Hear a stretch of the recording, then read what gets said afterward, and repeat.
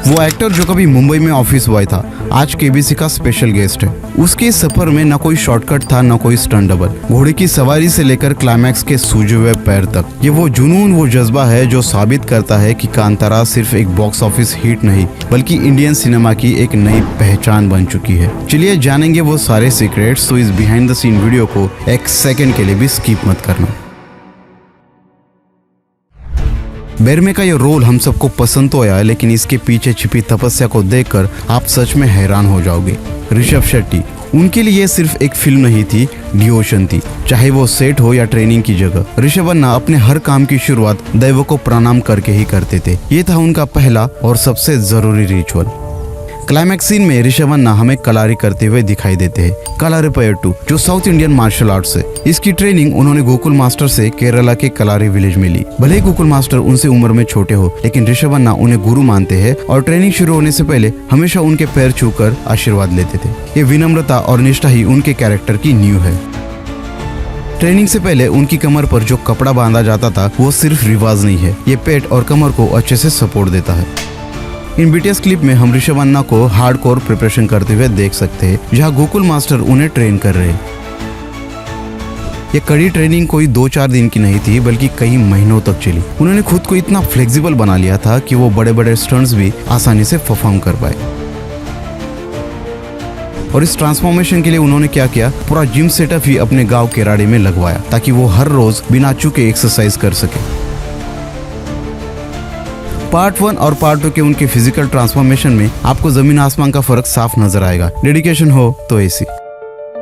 Movie में ये घोड़े की सवारी का सीन स्क्रीन पर कुछ ही सेकंड के लिए दिखता है। उसके लिए भी उन्होंने खुद हॉर्स राइडिंग सीखी। वो चाहते तो इस सीन को स्किप कर सकते थे या फिर बॉडी डबल का यूज करके वीएफएक्स से फेस स्वैपिंग कर लेते, लेकिन ऑथेंटिसिटी उनकी पहली डिमांड थी, इसलिए उन्होंने खुद सीख कर इस सीन को परफॉर्म किया। और ये तो फिर भी सिंपल था। मूवी के सभी डेंजरस स्टंट्स, चाहे वो रथ का सीन हो या फिर वो गहरा टनल सीन, सब कुछ खुद ऋषभ अन्ना ने ही परफॉर्म किए हैं। इस टनल में जब ब्रह्म राक्षस उन्हें पंच मारता है, जरा देखिए वो सीन कैसे एग्जीक्यूट हुआ। उन्हें कमर पर दोनों ओर से स्टंट केबल से बांधा गया था और पीठ पर भी एक केबल थी, ताकि स्टंट कोऑर्डिनेटर उन्हें पीछे की ओर से खींच सके, जैसा कि सीन की डिमांड थी। पेन को स्ट्रेंथ और डर को विश्वास बनाकर उन्होंने हर स्टंट को जिया।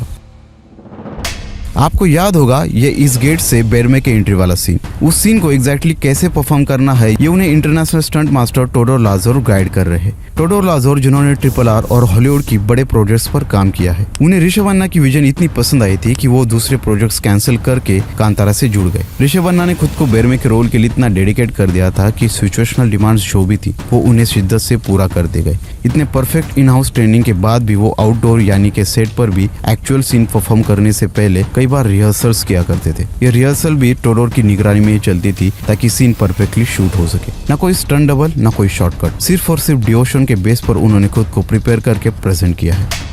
यहाँ हम क्लाइमैक्स को शूट होते हुए देख सकते हैं, जहाँ बांग्रा के सैनिकों और शिवा के गैंग के बीच जंग चल रही है। लेकिन इस एपिक क्लाइमैक्स सीन ने सिर्फ प्रिपरेशन नहीं मांगी, दर्द भी डिमांड किया। क्लाइमैक्स शूट के दौरान उनका सूजा हुआ पैर और एग्जॉस्टेड बॉडी देखिए। वो दर्द से चिल्ला रहे थे, फिर भी शूट को ना रोकते हुए उन्होंने सीन को कंप्लीट किया। उनकी कमिटमेंट का लेवल तो देखो। वो इतनी इंटेंस एक्सरसाइज किया करते थे कि उन्हें तुरंत बाद थेरेपी की जरूरत पड़ती थी। या आप देख सकते हैं कि ऋषभ अन्ना को मसाज गन से रिकवरी दी जा रही है। कुछ ऐसे इंटेंस एक्शन के दौरान तो उन्हें आइस पैक भी अप्लाई करना पड़ता था, ताकि सूजन और दर्द कम हो और वो डिस्कम्फर्ट को मैनेज कर सके। यहाँ तक कि उनके मेकअप को चढ़ाने और उतारने में भी घंटों लग जाते थे। मतलब आप समझ सकते हैं कि उन्होंने अपने आप को किस हद तक इस कांतारा की दुनिया में झोंक दिया था। उनके मेकअप निकालने के लिए 1 घंटा चाहिए होता था, क्योंकि उनको ये कोकोनट ऑयल से नहलाया जाता था वहाँ पे कुर्सी पे बिठा के, और हम लोग सब बाय बाय। ये जो पूरी शूटिंग है, ये ऋषभ अन्ना के गांव केराड़ी और आसपास के एरिया में ही शूट हुई है। वो और उनकी पूरी टीम पिछले 5 सालों से वही थे। यहाँ तक कि स्टूडियो सेटअप भी उन्होंने वही बनाया था और मूवी की 90% एडिटिंग उसी स्टूडियो में हुई। ऋषभ अन्ना के बच्चे तक उसी गाँव के स्कूल में जाते थे और वो दोनों पति पत्नी इंडिपेंडेंस डे जैसे स्कूल फंक्शंस में अपना पूरा सहयोग देते थे। ये होता है लोक संस्कृति को ना भूलते हुए अपने रूट से जुड़े रहना। उनकी वाइफ प्रगति का भी काफी बड़ा सपोर्ट ऋषभ अन्ना को उनकी सक्सेस के लिए मिला है। वाइफ है इसलिए designer, as a wife I think बहुत एक बड़ा सपोर्ट था मुझे। पर शूटिंग पर निकल जाता था मैं, ब्रेक करने शुरू कर देते, इतना रिस्क का सीक्वेंस है, एक्शन का सीक्वेंस हो तो। उन्होंने खुद ही कांतारा के दोनों पार्ट्स के कॉस्ट्यूम्स डिजाइन किए हैं। रिसेंटली एक प्रमोशन के इवेंट के दौरान उनके पति की सक्सेस को देखकर प्रकृति की आंखों में खुशी के आंसू थे और वो बेहद प्राउड फील कर रही थी। वो मोमेंट ही है जो सब कुछ कह जाता है। ऋषभ सर का मुंबई में ऑफिस बॉय से केबीसी के स्पेशल गेस्ट तक का सफर सच में एडमायरेबल है। और कमिटमेंट देखिए, जहां बाकी मूवीज की रिलीज डेट्स बार बार पोस्टपोन होती है, वही ऋषभ शेट्टी और उनकी टीम की प्लानिंग इतनी परफेक्ट थी कि जो रिलीज डेट 2 अक्टूबर 2025 उन्होंने पहले से ही अनाउंस की थी, आखिर उसी डेट पर उन्होंने इसे रिलीज करवाया। इस मास्टरपीस की तारीफ तो खुद जवान के डायरेक्टर अटली कुमार करते नहीं थक रहे थे। After seeing this film, is a wonderful inspiration for the entire filmmakers. It needs lot of rhythm in you to bring it out. What he has bring into the film is unbelievable. I love him. Rukmini Vasan के performance को भी इस movie के बाद काफी सराहा जा रहा है। अगर आपको उनका ये परफॉर्मेंस पसंद आया हो तो उनकी मद्रासी, एस, भारतीरंगल और सप्ता सागरादाचे जैसी मूवीज आपको जरूर देखनी चाहिए। कांतारा चैप्टर 1 की शुरुआत फरवरी 2023 में हुई जब ऋषभ शेट्टी ने प्रीक्वल बनाने की बात कंफर्म की। उन्होंने मैंगलोर में गॉड पंजुर्ली से फिल्मिंग की परमिशन ली। 8 महीनों तक स्क्रिप्टिंग चली, जिसमें उन्होंने शानिल गौतम और अनिरुद्ध महेश के साथ कोलैबोरेट किया। फिल्म की कहानी पुराने कर्नाटका में कदम्बा डायनेस्टी के दौरान सेट है और ये पंजुर्ली दैव और गुलिगा दैव के ओरिजिन पर रोशनी डालती है। फिल्म का कोर थीम वही है जो कांतारा 1 का था, कांतारा फॉरेस्ट के आदिवासी और एक तानाशाही राजा के बीच का कॉन्फ्लिक्ट।